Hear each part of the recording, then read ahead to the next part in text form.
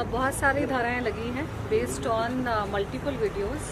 तो सारे एफआईआर की प्रक्रिया शुरू हो गई है और अलग अलग वीडियोस में अलग अलग जो उसने स्टेटमेंट्स किए हैं, फॉल्स एलिगेशंस लगाए हैं, outraging women's modesty, humiliating statements जो उसने किए हैं, तो सारी चीज़ों पे अलग अलग धाराएं हैं। वो सारा अभी प्रोसेस स्टेटमेंट स्टार्ट हो गया है। साथ ही मुंबई पुलिस क्या एक्शन लेने वाली है राखी सावंत के खिलाफ? They will take action, I am very confident, क्योंकि मैंने एक बैकग्राउंड भी दिया है कि ये मुद्दा कब से शुरू हुआ था। 2008 से शुरू हुआ था, जब राखी को मुझसे दिक्कत होनी शुरू हो गई थी, जब हॉर्न ओके प्लीज़ में राखी को रिप्लेस करके मुझे लिया गया था और फिर मेरे साथ कंट्रोवर्सी करके प्रोड्यूसर्स ने वापस राखी को लिया। तो उसमें प्रोड्यूसर्स की एक चाल थी कि मेरे नाम पे पब्लिसिटी करके, शायद उनकी पहले से प्लानिंग थी कि राखी को ही लेंगे, लेकिन उन्होंने पहले राखी को रिप्लेस किया मेरे से और उसके बाद मेरे साथ कंट्रोवर्सी करके वापस राखी को गाने में लिया और मेरे सारे चेक्स उन्होंने बाउंस कर दिए। मेरे शूटिंग से पहले ही मेरा एक चेक बाउंस हो गया था। मतलब उनकी सोची समझी साजिश थी कि ये कंट्रोवर्सी करेंगे, हंगामा करेंगे ताकि ये सब हो जाए, पब्लिसिटी मिले। मैं ये कहना चाहूँगी कि इस तरह की गलत काम करने ही नहीं चाहिए प्रोड्यूसर्स को, क्योंकि अगर मैं गाना कर लेती, वो गाना रिलीज़ हो गया होता, मैं उस वक्त मेरा एक नाम था, मैंने अच्छी अच्छी फिल्में की थी, मेरी आशिक बनाया बहुत बड़ी हिट हुई थी और दूसरे भी गाने फिल्में हिट हुई थी। अगर वो गाना रिलीज़ हो गया होता तो मुझे भी आगे काम मिलता और प्रोड्यूसर्स को भी फ़ायदा होता। वो पिक्चर रिलीज़ हो जाती, वो पिक्चर आज तक रिलीज़ नहीं हुई है। उस पिक्चर की वजह से मुझे इतना इमोशनल ट्रॉमा, इतना कुछ मुझे झेलना पड़ा। उन्होंने अगर वो कंट्रोवर्सी नहीं करी होती, शॉर्टकट का काम नहीं किया होता कि कंट्रोवर्सी करके तनुश्री दत्ता के ऊपर हम जोर ज़बरदस्ती करके प्रॉब्लम्स क्रिएट करके किसी भी लड़की को अगर आप इस तरह से ट्रीट करोगे, तो कोई भी एक ईमानदार जो इंसान होता है, सेल्फ रिस्पेक्टिंग इंसान होता है, रिटेलिएट करेगा ही।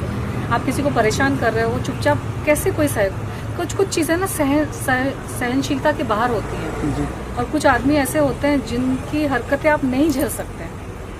और नाना पाटेकर की रेपुटेशन हमेशा से ऐसी रही है। उसकी एक सिर्फ मैं नहीं, बहुत सारी हीरोइंस के साथ उसके प्रॉब्लम्स हुए हैं। बहुत सारी एक्ट्रेसेस ने इंटरव्यूज़ में कुछ ना कुछ उसके बारे में बोला है और उसने अपनी छवि बनाई है कि मैं बहुत अच्छा इंसान हूँ क्योंकि मैं समाज सेवा करता हूँ। कोई प्रूफ नहीं है समाज सेवा का, सिर्फ प्रेस कॉन्फ्रेंसेस है कि समाज सेवा करते हैं। आप प्रूफ दिखा के आप बोलिए कि आपने सच में क्या समाज सेवा की है। और दूसरी चीज़, अच्छा आदमी वो होता है जो अपने परिवार के साथ रहे। हीरोइनों के साथ लिंकअप करके हीरोइनों के साथ अफेयर करने अच्छा आदमी के लक्षण नहीं होते हैं। ये बात दुनिया को पता है, ये बात पूरी मीडिया में फैली हुई है कि नाना पाटेकर के अपने खुद के फैमिली के साथ संबंध ठीक नहीं है। वो अपनी खुद की बीवी और बेटे के साथ नहीं रहते। उसने अपने बेटे को भी इंडस्ट्री में कोई सपोर्ट नहीं दिया है। अच्छा आदमी के लक्षण वो होते हैं जो अपनी बीवी के साथ, एक ही बीवी के साथ जिससे उसने शादी की है, वो शादी निभाए। बीवी बेवा की जैसे रह रही है और हीरोइनों के साथ अफेयर्स की खबरें हर जगह, आर्टिकल आप निकालोगे ऑनलाइन तो ये हीरोइन वो हीरोइन, वो अच्छे आदमी के लक्षण नहीं है। तो जो पब्लिक में उसने अपनी इमेज बनाई है कि मैं अच्छा आदमी हूँ और ये तनुश्री दत्ता मेरे पे एलिगेशंस लगा रही है, वो सरासर झूठ है। अच्छा आदमी अपने परिवार के साथ रहता है, अपने बेटे बेटियों के लिए वो जान तक देने को राजी रहता है। इंडस्ट्री के जो हीरो है, प्रोड्यूसर है, वो अपने बेटों के लिए, बेटियों के लिए क्या कुछ नहीं करते हैं और इसने अपने बेटे के लिए क्या किया है। अच्छा आदमी की डेफिनेशन वो होती है। तो इसके आसपास और इसका तो नाना पाटेकर का भाई मन्या सुर्वे था, सबको पता है, मुंबई का बहुत ही खतरनाक गैंगस्टर मन्या सुर्वे। ये बात मुझे रिसेंटली पता चली। 2-2.5 साल से मेरे ऊपर अजीब अजीब चीज़ें हो रही थी। असैसिनेशन अटेम्प्ट हुआ, मेरी गाड़ी के ब्रेक फेल किए गए, एक्सीडेंट हुआ, मेरे खाने में क्या मिला कि पता नहीं क्या करने की कोशिश हो रही थी। मुझे समझ ही नहीं आ रहा था मेरे साथ हो क्या रहा है 2018 के बाद। खासकर जब मैंने वो प्रेस कॉन्फ्रेंस में सवाल पूछे नाम फाउंडेशन के ऊपर कि ये फाउंडेशन करती क्या है। इसके नाम पे तो डंका बजता है ना, नाना पाटेकर समाज सेवा करते। कौन सी समाज सेवा की है? गांव को अडॉप्ट किया, उस गांव में जाके देखिए अडॉप्शन में क्या हुआ है। मैं सवाल को, संविधान ने दिया है हर किसी को हक। जिस पिक्चरें की, कभी आप लोगों ने सुना कि मेरे किसी सेट पे झगड़े हुए हैं? कभी आप लोगों ने सुना कि किसी हीरो के साथ मेरी फाइट हुई या किसी हीरोइन के साथ मेरी फाइट हुई? मैंने 16 फिल्में करी हैं, मेरी फिल्में हिट गई है। मैंने 5 साल मैंने जम के काम किया। मैंने हंड्रेड्स ऑफ स्टेज शोज किए हैं, मैंने इवेंट्स किए, ब्रांड्स का काम किया। कभी आपने सुना कि कहीं मेरी झड़प हुई, मेरी कहीं फाइट हुई? मुझे जहाँ पे जिसके साथ तकलीफ हुई, मैं तो उसी मुद्दे पे आज भी अड़ी हूँ। मैं हर रोज़ हर साल नए नए लोगों के ऊपर एलिगेशन तो लगाती नहीं हूँ। मैं ईमानदारी से काम करती हूँ चुपचाप। जिन लोगों ने मेरे साथ काम किया है, अच्छे से काम किया, आप उनको जाकर पूछो मेरी रेपुटेशन कितनी अच्छी है। इस नाना पाटेकर ने, इस राखी सावंत ने मेरी रेपुटेशन की धज्जियाँ उड़ा दी ना मुझे यहाँ काम चैन से काम करने दिया। अमेरिका में भी जाके मुझे कामकाज को लेकर बहुत तकलीफें हुई। अलग अलग झूठे झूठे एलिगेशंस लगाए, पर्सनल लाइफ पे अटैक किए, झूठे एलिगेशंस लगाए, शादी वादी की चीज़ें मेरी स्पॉइल हो गई। तो ये शैतानी लोग हैं, इनकी शैतानी प्रवृत्ति है। इनको झूठ के बेसिस पर अपना साम्राज्य चलाना है और उनको ये भी पसंद नहीं है कि कोई उनको आईना दिखाए सामने वाले को, और चाहेंगे कि सामने वाला प्रताड़ित हो जाए और चुपचाप सह ले। अरे भाई क्यों सहे? भगवान ने पैदा किया है, धरती पे लाया है, ईमानदारी से अपनी रोटी कमाती हूँ, किसी के बाप का नहीं खाती मैं। मुझे चैन से जीने दो, मुझे चैन से काम करने दो, बस यही मेरी इच्छा है। न मेरी कोई एम्बिशन थी कि मैं कोई महारानी बन जाऊँ। परेशान भी करेंगे, कंप्लेन भी मत करो, कुछ बोलो भी मत। क्या है यार, क्या हो रहा है यहाँ पे? अच्छा तनुश्री मैम, एकाएक क्या बात हो गई जो कि 4 साल के बाद तनुश्री दत्ता जाग गई और कंप्लेन करने आ गई?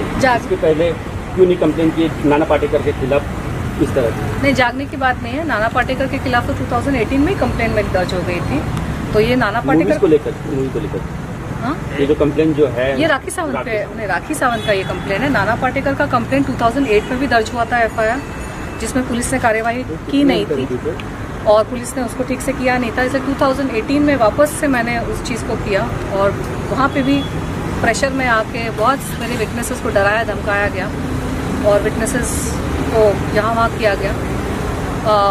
राखी सावंत का जो मामला था 2018 में मेरी तबीयत बहुत बिगड़ चुकी थी मीटू मूवमेंट के टाइम पे, क्योंकि इतना मुझ पे एक साइकोलॉजिकल प्रेशर आ रहा था और मुझे US वापस भी जाना था, क्योंकि यहाँ से तो लोगों ने परेशान किया, तो वहाँ पे मेरा काम वाम था, मुझे वापस जाना था।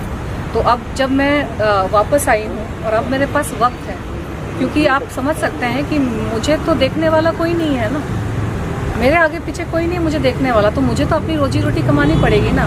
मैं यहाँ बैठी रहूँ, ये सब कोर्ट कचहरी के चक्कर करती रहूँ, मुझे यहाँ रहने नहीं दोगे, यहाँ जीने नहीं दोगे, यहाँ काम नहीं करने दोगे। भाई मैं जहाँ पे हूँ वहाँ पे तो मैं काम करूँ, कुछ करूँ, अपना जीवन का आगे बढ़ाने की कोशिश करूँ। तो हमेशा पॉसिबल नहीं होता है कि हर चीज़ को तुरंत कर देना। और राखी सावंत जैसी जो लोग होते हैं वो जितनी गंदगी कर देते हैं ना, सामने वाला इंसान इतना धक्के से शॉक हो जाता है कि सामर्थ्य आपका टूट जाता है कि आप डील कैसे करें। अभी तो मैं वीडियोस देखने को मजबूर हो गई हूँ, क्योंकि FIR के लिए पूरा डिटेल देख कर आपको सेकंड बाय सेकंड बहुत वो करना पड़ता है। मैं 2 दिन पहले भी मैं रो रही थी कि कोई इंसान आके इस तरह के एलिगेशन लगा के सारी जिंदगी यार ईमानदारी से काम किया, इससे अच्छा तो बेईमानी हो जाता है।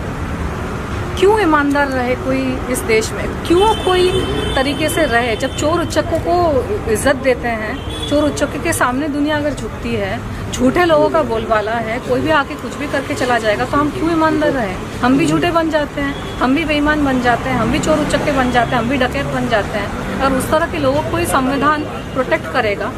मंत्री महोदय का मंत्री लोगों के साथ उठना बैठना, सारे गुंडे चोर मवाली, और जो ईमानदार इंसान होता है तो ईमानदारी से मेहनत में मजदूरी कर रहा होता है। क्या करे इंसान बताओ? और फिर अगर एक वक्त भी आता है कि चलो फ्री है अभी अब कर सकते हैं, तो सवाल पूछते कि अभी क्यों? अरे कब करें? इंसान में जब क्षमता होगी, जब समय होगा। एक और चीज़ है, 2018 में मेरे ऊपर इतना प्रेशर था ना, साइकोलॉजिकल प्रेशर, सारी चीज़ों का प्रेशर, इतना बड़ा मूवमेंट हो रहा था, मुझे उस वक्त राखी से नहीं भिड़ना था। आप वीडियोस को देखो, इतना उसने गंद मचाया है, उसकी अग्रेशन जो है ना, मैं मैच नहीं कर सकती। मुझ में वैसी वाली अग्रेशन है ही नहीं। मैंने तो प्रेस कॉन्फ्रेंस से पूछा भी था, कौन सा घोड़ा पीती है बहन, मेरे को बता दें।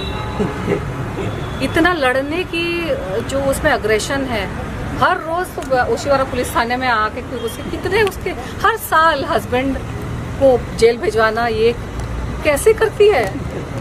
मैं कैसे कम्पीट करूं यार ऐसे लोगों के साथ? ये जो शैतानी और जो दैत्य वाली जो शक्तियां हैं ना, मुझे शायद थोड़ी और कुछ साधना करनी पड़ेगी इन लोगों से लड़ने के लिए, शक्ति प्राप्त करने के लिए। मैं अभी कुछ दिन पहले भगवान से बोल रही थी कि अब मुझे ना शक्ति दो, लड़ने के लिए शक्ति दो, मैं थक जाती हूँ। मैं हफ्ते भर पहले मैंने प्रेस कॉन्फ्रेंसेस किए, इंटरव्यूज़ किए। मैं पिछले एक हफ्ता पूरा मैं थकी हुई थी, बीमार हो गई थी, थोड़ा सा उठ नहीं पा रही थी, ज़्यादा शक्ति नहीं थी। मैंने अपना कुछ किया, अपनी साधना शुरू की। अब थोड़ा सा एनर्जी आया है, FIR करना है तो ये मैं कर रही हूँ। ये प्रक्रिया इसकी है, करनी पड़ेगी। और मैं चाहती हूँ कि इस तरह के लोगों को पब्लिक टोल देना बंद कर दे, क्योंकि पब्लिक इनको जाने देती है, इनकी कॉमेडी में आ जाती है, लेकिन कॉमेडी की आड़ में आप किसी की ज़िंदगी ख़राब कर रहे हो, ये सही नहीं।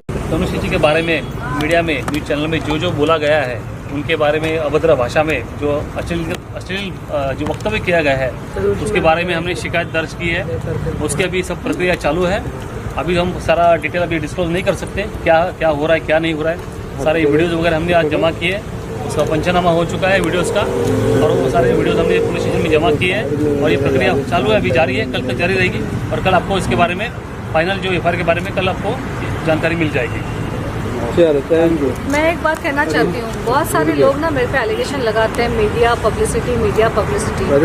मेरा करियर इतना अच्छा चल रहा था ना 2008 इंसिडेंट के पहले, कि मुझे कोई मीडिया पब्लिसिटी की ज़रूरत नहीं थी। ये शैतानी लोग आके हम जैसे लोगों को परेशान करते हैं अपनी मीडिया पब्लिसिटी करने के लिए, फिर हम पे उल्टा एलिगेशन लगाते, उल्टा चोर कोतवाल को डांटे कि आप कर रहे हो पब्लिसिटी के लिए।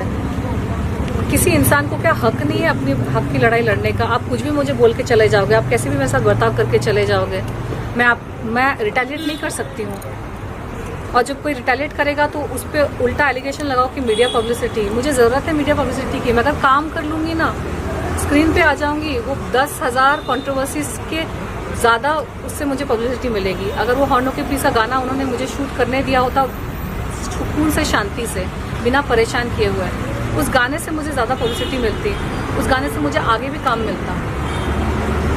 तो क्या कोई इंसान अपने ऊपर ये सारी अत्याचार होने देगा? पब्लिसिटी क्या? राखी सावंत और मेरा सर बहुत अलग है। मुझे लीड रोल्स मिल रहे थे, मुझे गाने मेरे हिट थे, मुझे काम मिला, मैं मिस इंडिया हूँ। मुझे नहीं ज़रूरत है सड़क पे आके पब्लिसिटी की। मेरी एनर्जी नहीं होती ये सब कोर्ट कचहरी ये सब करने की, लेकिन करना पड़ रहा है अपने हक के लिए। क्योंकि आज इस राखी सावंत को अगर मैंने छोड़ दिया ना, तो सबको लगेगा कि अरे तनुश्री तो इजी टारगेट है, उसको आप कुछ भी करके निकल जाओगे। थोड़ी परेशानी तो होनी चाहिए सामने वाले को, अगर आपने मुझे परेशान किया है, क्योंकि मुझे तो और भी जीना है ना, और भी काम करना है, और कुछ करना है, करना पड़ता है अपने आप को बचाने के लिए। आपको लड़ना पड़ता है। मुझे लड़ना बिल्कुल पसंद नहीं है, मैं बचपन से वैसी हूँ। मुझे लड़ना पसंद नहीं है, मुझे जोर आवाज़ में बात करना पसंद नहीं है, तू मैं पसंद नहीं है। लेकिन इन शैतानों ने, इन महिषासुरों ने मुझे फोर्स कर दिया है कि मैं लड़ूं। मुझे अपने आप को उठाना पड़ता है कि आज मुझे चाहिए शक्ति, मुझे करना पड़ेगा। आप नहीं समझ रहे, पब्लिसिटी का कुछ है ही नहीं, पर पब्लिक को बताना ज़रूरी है। पब्लिक को ना बताए तो लोगों को लगेगा कुछ नहीं कर रही है। So chicken and egg situation, करे तो क्या करे इंसान।